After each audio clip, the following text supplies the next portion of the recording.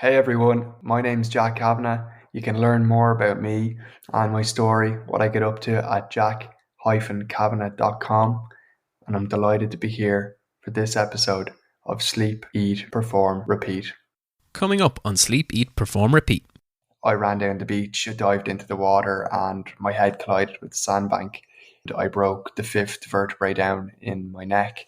I woke up in intensive care the following day on life support. I had a metal cage around my head, tubes down my nose and throat to keep me breathing and hydrated, and all that goes with it. And the reality was, over the next couple of months, that I would regain about 15% muscle function. So initially I was paralyzed from the neck down, but I would regain about 15% muscle function, which in reality looks like my shoulders, my biceps, and my wrists. And like you said, you go from this free, independent young guy that was interested in sports and adventure sports and to a position where I literally couldn't breathe without the aid of a ventilator, let alone scratch my nose for a couple of months. That's a big shift to happen very quickly. And it certainly challenges every single element of your identity. You won't want to miss this one. We talk to Jack Kavanagh and he opens up and he'd grow and get even better. What we've done is set up a Patreon account where you can go to www.patreon.com/sleep, eat, perform, repeat. And there you can sign up to support the show in any form, any way, at any level you would like. We really appreciate it if you do. Also, we hope you're enjoying the 170 plus episodes that have come out to date. We look to many more and hopefully have you on board for all of them. Now, without further ado, let's get over to Jack Kavanagh. A journey of stories, lessons and learnings. Today we spoke with Jack Kavanagh, pharmacist, speaker, and on board of directors of the National Disability Authority. Every so often you have a conversation that changes you, that makes you reflect on perspective, and this was one of those conversations. In 2012, Jack suffered a life-changing spinal cord injury, leaving him with 15% muscle function. Jack has challenged the perceived limitations of his situation every day since, with the question being, why not me? Rather than why me. In 2014, Jack gave the acclaimed TEDx Talk, Fearless Like a Child, Overcoming Adversity.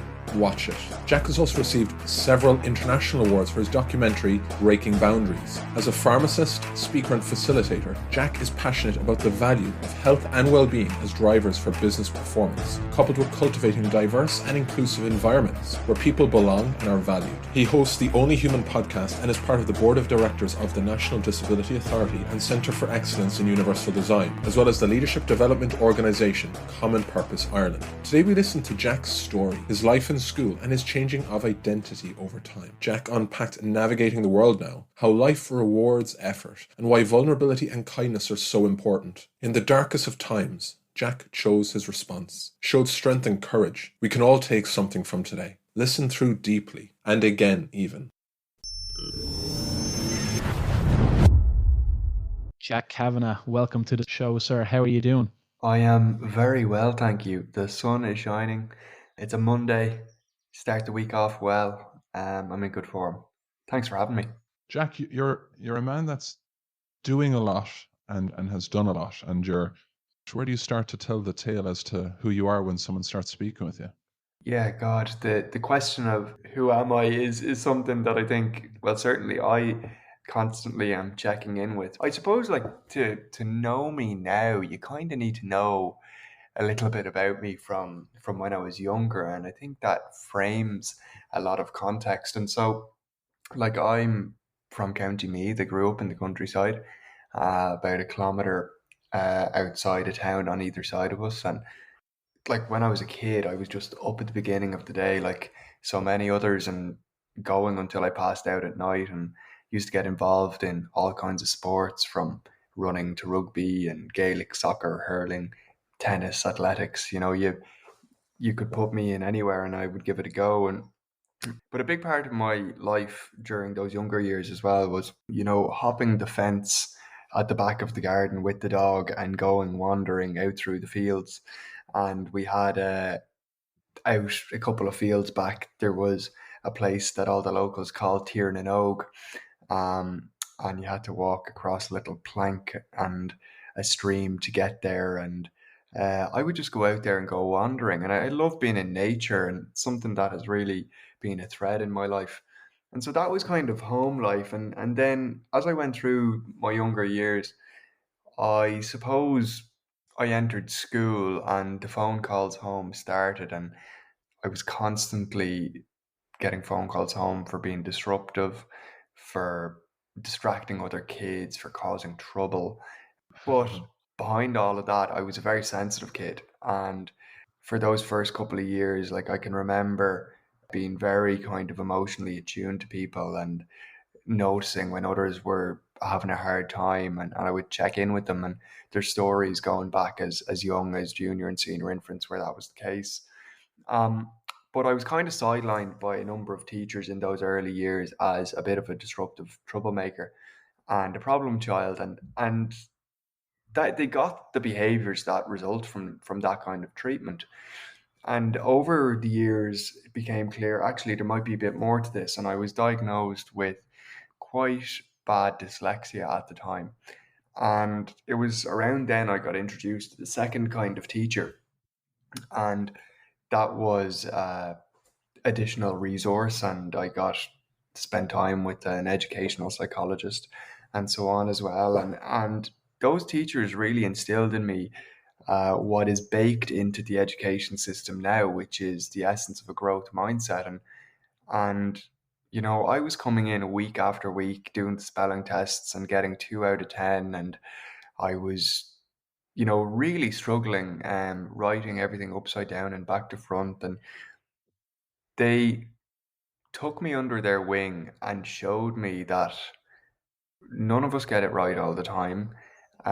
You're starting from where you're starting from, and here are some ways that you can learn and apply yourself. And the cool thing about that was that I began to internalize, without them explicitly saying it, that it was okay to try and to get it wrong and try again the next day and to keep coming back.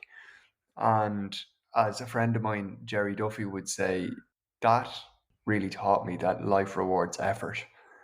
That became something that I brought with me over the next number of years as I transitioned from primary to secondary school. And the contrast of the two types of teachers that I experienced in primary school, it's only reflecting back now that I can see actually just viewing that from a helicopter distance, like that's a perfect lesson in leadership as well, because the environments that you create for people either disempower and disable them or empower and enable them, and you get the kind of behavior that you expect from people.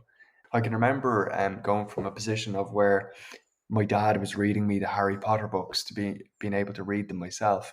And so it became absolutely obvious to me that the right thing to do was to go to a boarding school, because, they might hand me a wand and I'd be away on my broomstick or whatever. But I entered into this kind of world of magic, and it led me to choose to go to a boarding school and had this great time ultimately. But the highs and lows that everyone goes through as a teenager, being in boarding school for 6 years with 400 other guys, and there's times where I was badly bullied, and if I'm honest about it, there was times when I wasn't as kind as I would have liked to been to some of my friends as well.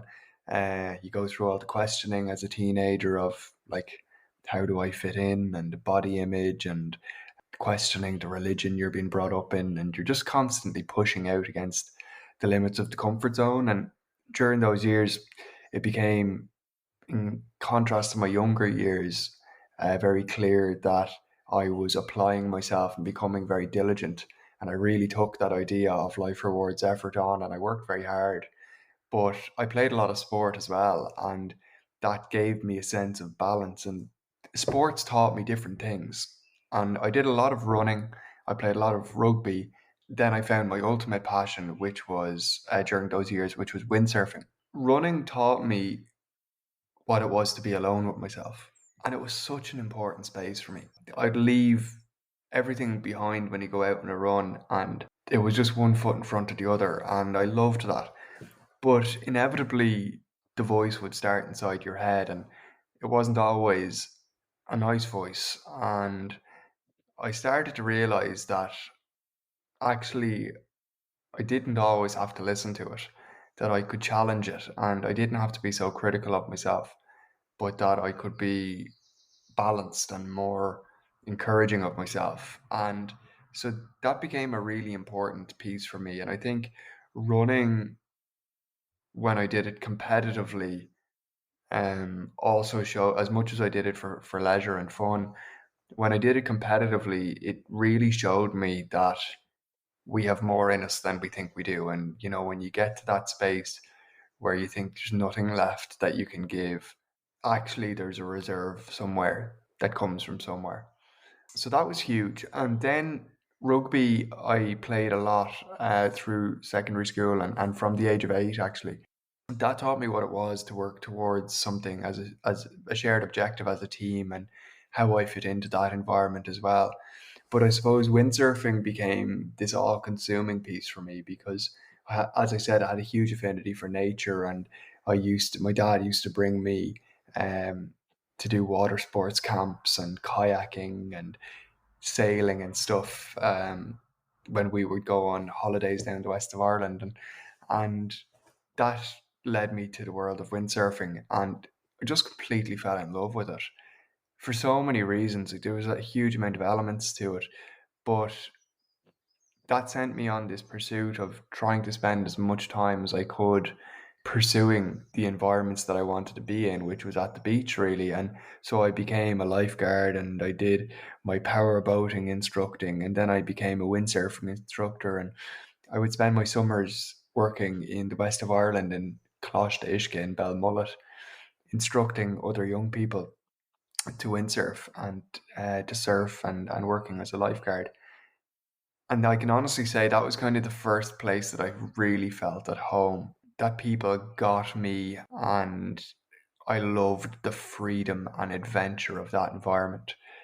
And those kinds of words were the essence of who I am. You know, that healthy lifestyle, exploring with good people, and in an environment where I could challenge myself um, with things that were interesting to me. So There's a lot to get into there. It's just when you're talking about it, you're talking about being given support for dyslexia, the additional resources, and you noticing that there's a growth mindset effect there. You noticing that running was a way for you to challenge your own thoughts and not just listen to the voice inside your head as fact. Were you aware of that as it was ongoing, or was this something you naturally learned, or you learned from reflection as you got older? Because there's a lot of people probably who could talk about their history, talk about their experiences, but without sense making it as well as you have. Is that an ongoing process, or was that happening for you as you grew older? yeah, I think it's really only something that I've had clarity on as I've had space from it. I think when we get a bit of distance from things, you know, we actually build a better perspective on what was happening there. And it's why, look, reflection is so important for personal development.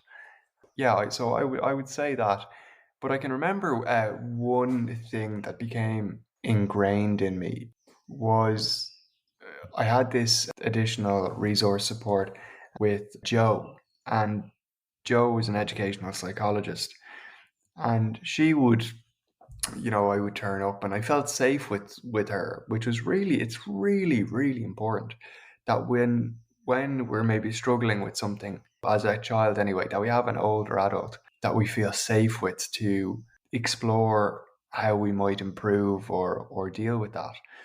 And I felt safe with Joe, and I felt safe to explore where I was starting from, but also to stretch myself. And she would encourage me to stretch myself. I remember in fifth class, I think it was, at the start of the year, turning up in her office, and she said, "What do you want to be able to do by the end of the year?" And I said, "I want to be able to spell the word phenomenal." And like, that's a mad thing for an 11-year-old to say. And I don't know where it came from or why that was the thing that I wanted to do. But week after week, I would come back, and it started with me saying F I N I M O L, you know, and I was just completely getting it arseways. And I would come back week after week after week, and I just learned so much through that process and the encouragement that came with that. What was really important was that she lowered the bar for success for me. So I'd set a big goal there for myself at the time, given the context of where I was starting at. But she lowered the bar for success because it wasn't the case that we spent the hour that we were with each other every week just doing that. We maybe spent 3 to 4 minutes of each session. And what she was doing for me was she was giving me a way in and a bite sized chunk that meant that I could keep turning up again and again. Because had I spent the whole time trying to do it, it would have been discouraging for me, But she gave me just enough to see that, okay, although I might have gotten it wrong on the first attempt, that I could come back and get an extra 2 letters, and then we'd park it and move on to the next thing. But we come back again and again, week after week, and that idea again. These are things that she never explicitly said, but like that's an example of lowering the bar for success. It gave me a way in and kind of a way to engage repeatedly, and I use that in terms of my health and lots of different things. But yeah, coming back to your ultimate question, I think it's only with distance that we kind of get clarity on things. Jack, I'd love to dig into vulnerability. You've mentioned the fact that you might have lacked kindness. You were bullied. You've talked on about inclusion already in the school environment. But the cultivation, revealing of vulnerability, a lot of people don't understand, or maybe don't realize how profound it can be to bring people together, and how it can help people understand themselves a little bit more. Where do you, in terms of helping people understand the power of vulnerability? Yeah, you kind of cite the example I gave around school there, and what actually the reality of that scenario is when I was younger, I was always quite a lean and slim guy, and I used to get slagged, and I was in a big rugby school, and I used to get kind of slagged for being so skinny, and like it gets quite vicious sometimes, and so on. And I just internalized so much about body image in those younger years, first, second year in school, and then in third year, me and my close group of friends kind of probably took out a little bit of our own insecurities on one of our close mates, David. We were really unkind to him that year. And it's a strange thing for a young person to be in an environment where these are my friends, but why are they treating me like this? The year after, again, you get a bit of distance from it, and I realized how awful I'd been and apologized to him. That was probably the biggest piece of growth for me that happened in my teenage years, was that apology. In our fifth year in school, we did a retreat that was led by the guys in sixth year that had done it the year before, and it was called Kairos. And that was the first time that I had the experience of coming together with people, as you said, and having space to reflect on life, to maybe share some of the things that I suppose at that age, to name realities that were true for all of us, but we felt like were hidden worlds, if that makes sense. To name some of the things that we were concerned about in our lives, or we'd struggled with, or that we were embarrassed about ourselves, or all of these different things. And it was a really, again, I use the word safe space for us to explore that. I think that experience probably was the beginning of instilling in me the power of bringing people together in those kinds of spaces. What's amazing is, and I've certainly learned this over the years of post injury, through so many conversations, but also like working with groups, is anytime we see or experience someone revealing a part of themselves or sharing an experience in which they feel vulnerable, what everybody else that sees that happening, their experience of it is a demonstration of strength or bravery. And I think it's something that we can really reflect on that. And I was with a group yesterday, and we were talking about this idea that People think resilience looks like, hard charging and always on, and, I'm bulletproof and all of these kinds of things, and I get back up immediately when I get knocked back down. But actually, resilience is something that we can often only see when we look back. And it's the time when you felt lonely and dejected and disillusioned and disconnected and at rock bottom and like there was no way forward. And yet you did something to keep going. And in that place where you felt so exposed, looking back, you can see that's the place where I was at my strongest. That's the place where I was resilient. It ties so well into vulnerability. Definitely. And having gone through your school journey, coming up to 2012, you have a spinal cord injury, and it changes you from a person who was playing all these sports to a wheelchair user who has to now readjust their identity. How important, and did you lean on them lessons that you learned from your people like Joe in order to frame what was going on? I think one of the best things you say is the perceived limitations that you face. Often we frame what limits each and every one of us without understanding exactly, is there any evidence behind it. How important were them lessons for you to face into that injury and post-injury? Again, I'll pull back to the beginning of my last summer down to west of Ireland, and I remember cycling off to the beach on one of the first days I was instructing after work, and I cycled off to the beach and leaned my bike against the sand dunes, and I strolled down onto the beach and sit down. It's a scene that's etched into my memory, and I can see footprints in the sand, and I can see the sun is setting over the breaking waves, and I just caught myself in the moment. For the first time I can really remember, I just had this awareness that I was actually alive. And that's a mad thing to realize, that you get the chance to be here at all. Then I had the realization that actually I was proud of myself.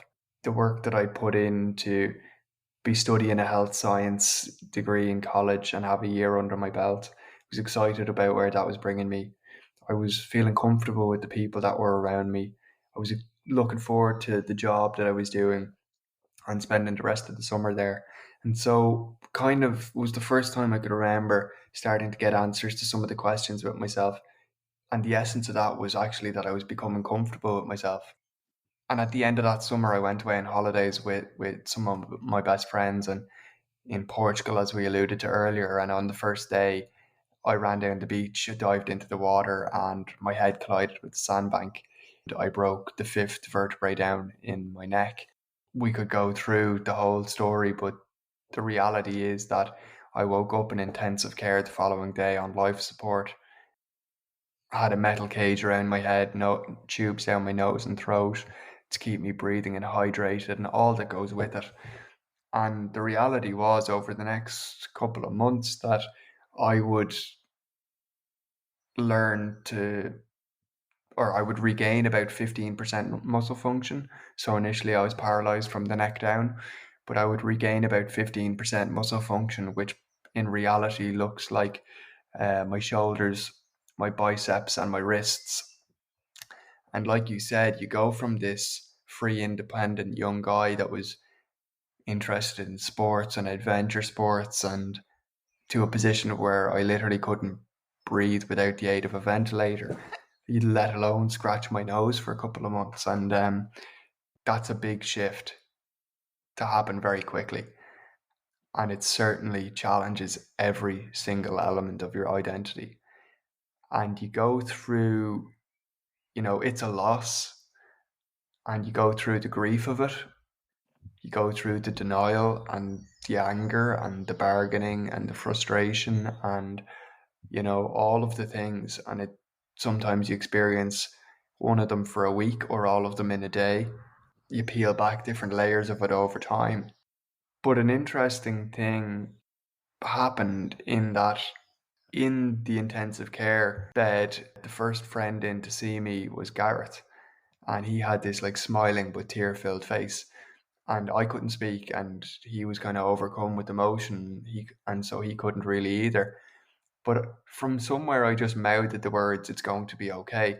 And I think I said it as much because I needed it to believe it as he did.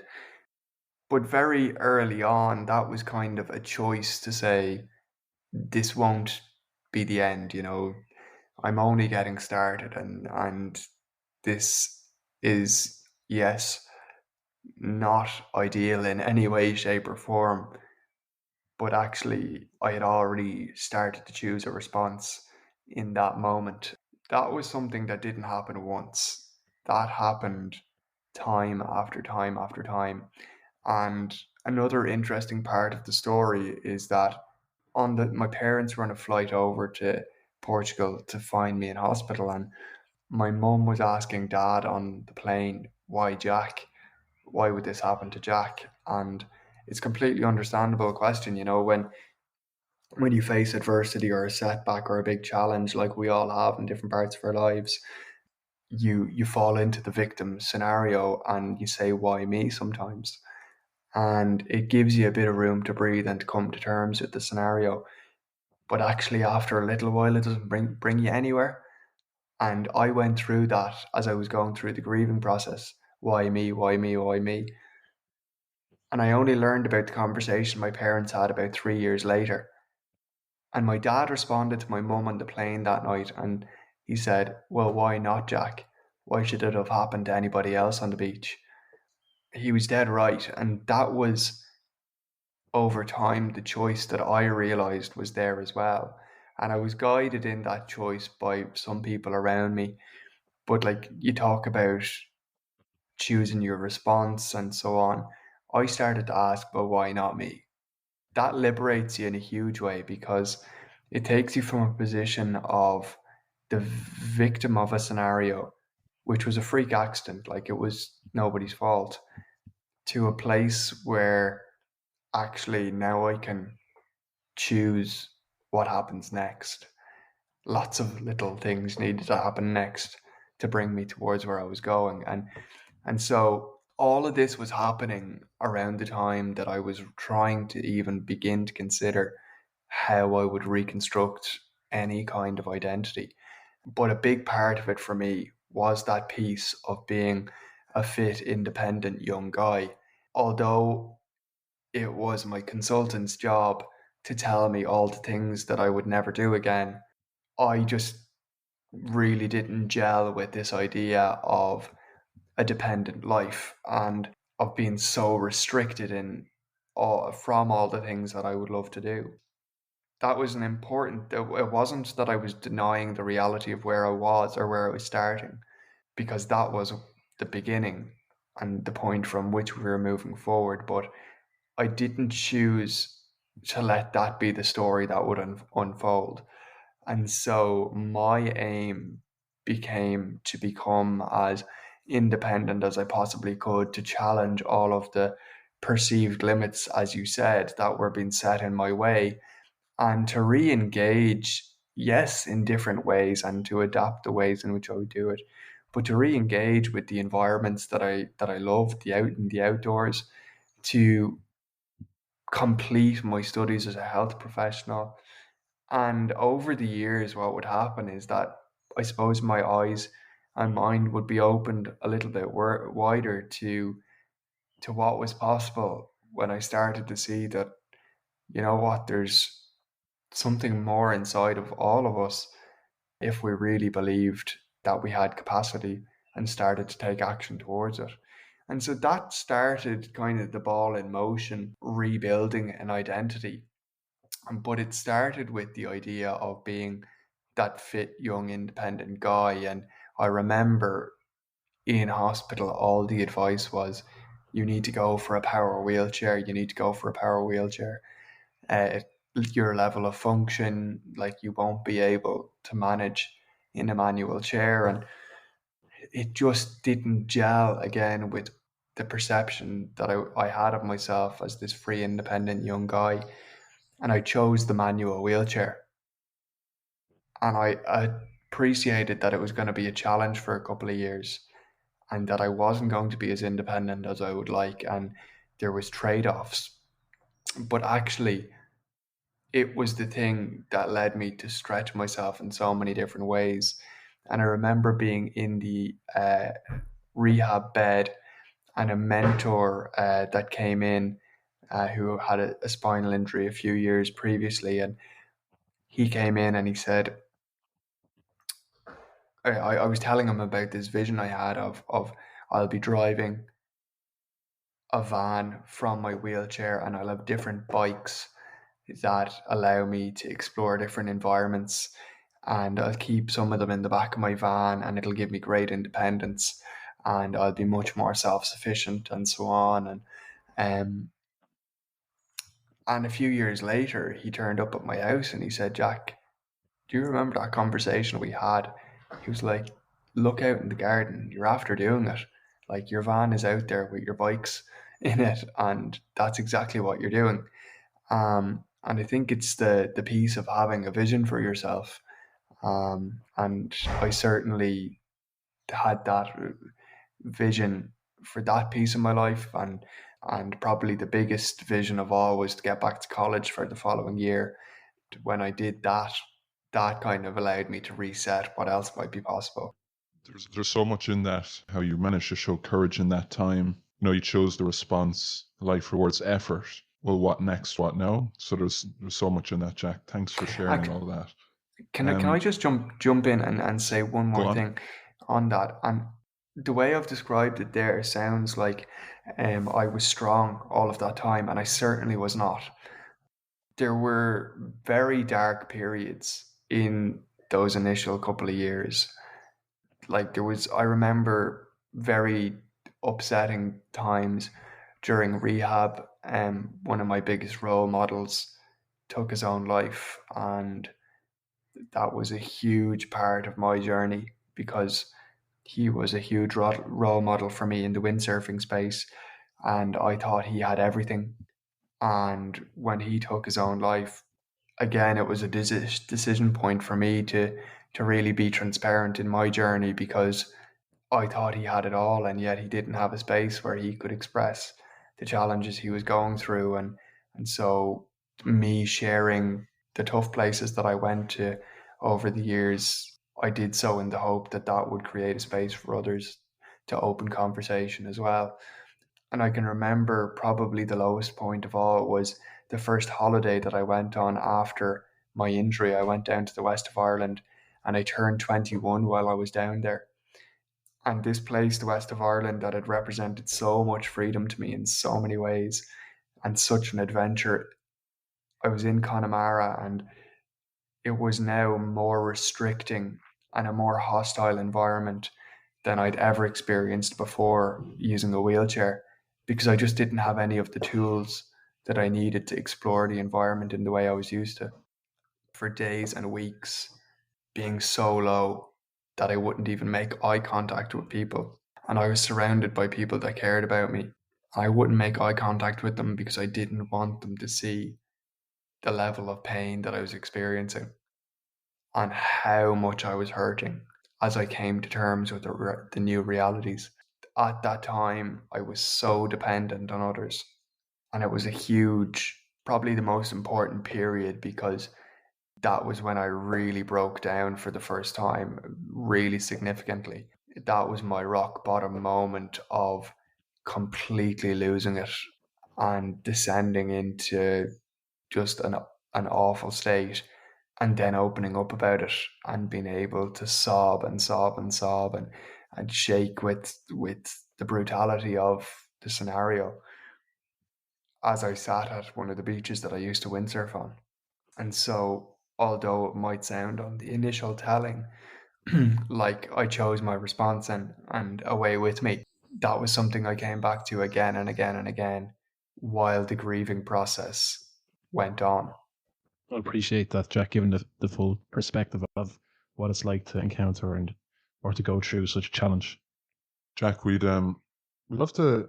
Your growth mindset has jumped up several times here today, and it's something that the two of us would have read a lot on and tried to learn about it through experience. But you, with all that has happened and what would happened, you then went, you studied pharmacy, health and wellness, RSSI, positive psychology, and health. And with all that study, all that education, what are you trying to do with that? I mean, What's the beacon of light? What's the energy you're trying to emit with that chapter? It's a great question. I was probably drawn to all of those things. Like I wanted to be a health professional for any number of reasons in the early days, to be a partner in someone's health journey, and I just loved being with people, and communication was probably ultimately always my strong point. And so, after a scenario like I had, it was going to be hard for me to fully engage with the full job spec of working in the community in the way that I wanted to. Now I still do it maybe 2 days a week, but I had to kind of lean on my strengths, and I started studying and becoming very interested in health from a broader perspective, very much into mindfulness and meditation and breathwork practices, and got very much into the kind of coaching psychology side of things, and positive psychology, although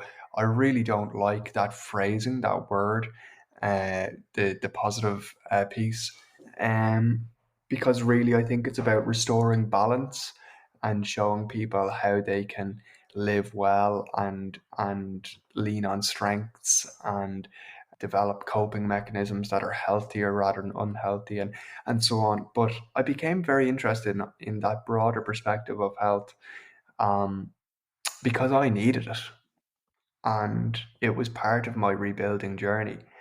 And when I was seeing the benefits of it and experiencing that in my own life, as I applied the different tools and techniques, and I started to share that with other people. And I look around, and as I experienced at a certain point, so many people feel disillusioned, disconnected, and like they're wearing masks.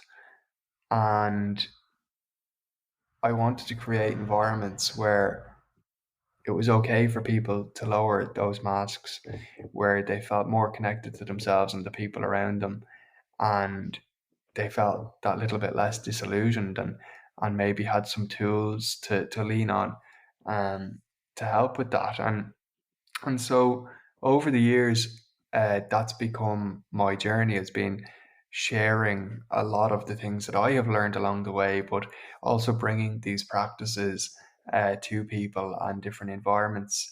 Um, and so that's been a big piece of it for me, and that leads me to working with young people a lot, but it also leads me to working in corporate environments a huge amount, um, and it's work that I really enjoy, because I didn't study any of those things out of feeling I should, but mostly because I wanted to.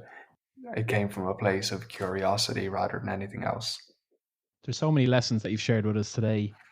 So we're very grateful for the conversation we've had so far. But when we started the show, we wanted to try and understand what high performers, how they tick, what makes them achieve everything that they put their minds to, and sometimes fail as well, and what helps them overcome it. And a lot of people would have thought we should only be interviewing elite sports people. Kind of get that, but we understand and we know ourselves that it's so relative to individuals, and you're the epitome of high performance in terms of facing into studies again and going through postgraduate dips, getting your diploma in coaching, to being a creator of an award-winning documentary, a pharmacist, a keynote speaker, and hosting your own podcast. So the question we'd like to ask you, Jack, is what does high performance mean to you? Like at its core, I think for me, it's coming back to the question again and again: how am I showing up for myself, and how am I showing up for the people around me? Um, like, how am I showing up for myself? How am I setting myself up to have the best opportunity at delivering well on the things that are most important to me? You look at high performers in the traditional sense, and that looks like, okay, how am I taking care of my body? How am I taking care of my mind? How am I taking care of my emotional health? Like, am I aligned spiritually? Who are the people in my environment? How am I setting up my physical environment? Like, all those kinds of things are parts of the puzzle, as much as the habits that you do and the routines and so on. But they're all individual for each person. But coming back to that question again and again, how am I showing up for myself? as the starting point, that puts you in a position to bring the best of yourself, which is different on any given day. And if you're doing that more often than not, being nice to yourself when you fall off track so that you can get back on again.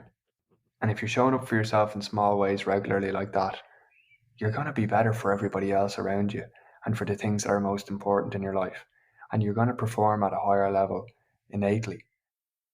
And it comes back to a place of realizing that you matter as an individual and that you've got so much to contribute and that you don't have to do it all at once and you don't have to do it all at all. But because you matter and you have value inherently, wouldn't it be wonderful if you gave yourself permission to be nicer to yourself, to give yourself a chance to do things that would support you so that you can support others along the way as well? And so I think baked into it is a lot of people get into high performance techniques and tactics and so on, and get very ingrained in it. But it's from a place of not having a great opinion of themselves and feeling that they have to achieve things to validate themselves. But actually, if you came from it from a place of the fact that you're here at all, 1 in 400 trillion is the chance that you will be born and that you get to experience any of this.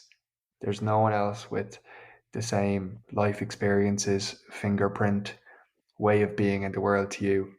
And if actually you realize that and came at applying some of the things that you would discuss with amazing guests, and if you applied some of those techniques and tools in your life from a place of valuing yourself rather than you felt that you had anything else to prove, that's the big switch, I think. And that's something that I really had to internalize over the years, was why I was doing these things was initially driven by a discomfort with myself after the injury and feeling that I had to show people that I was still capable.